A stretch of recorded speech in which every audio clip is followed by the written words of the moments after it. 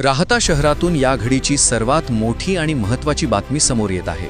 अल्पवयीन मुलीच्या विनयभंग प्रकरणामुळे राहता शहरात संतापाचा डोंब उसळलेला असतानाच भाजप प्रदेश उपाध्यक्ष तथा माजी खासदार डॉक्टर सुजय विखे पाटील यांनी दिलेला शब्द अखेर पूर्ण केला आहे।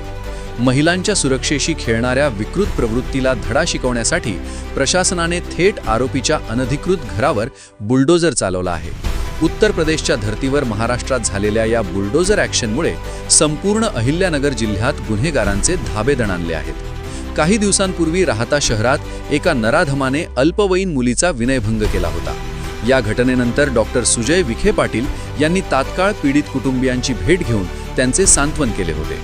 त्यावेळी पीडित मुलीला न्याय मिळवून दिल्याशिवाय शांत बसणार नाही आणि माता भगिनींच्या सन्मानाशी खेळणाऱ्यांना अशी अद्दल घडवू की पुन्हा कोणी असे कृत्य करायला धजावणार नाही, असा कडक इशारा विखे पाटलांनी दिला होता। मुलीची सुरक्षितता ही सुजय विखेची जबाबदारी आहे।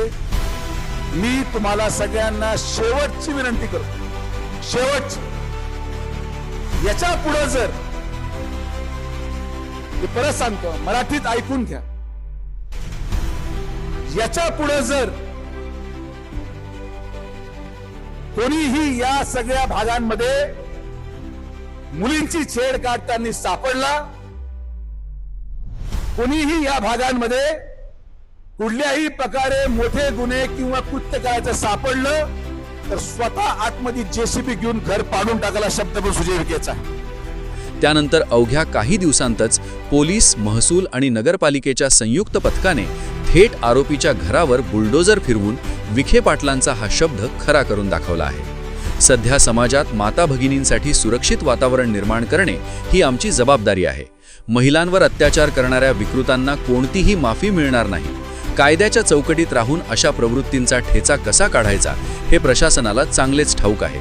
ही तर फक्त सुरुवात असल्याचा थेट इशारा डॉक्टर सुजय विखे पाटील यांनी या बुलडोजर कारवाईतून दिला आहे। याविषयी एस न्यूज मराठी वाहिनीने घेतलेला ब्युरो रिपोर्ट।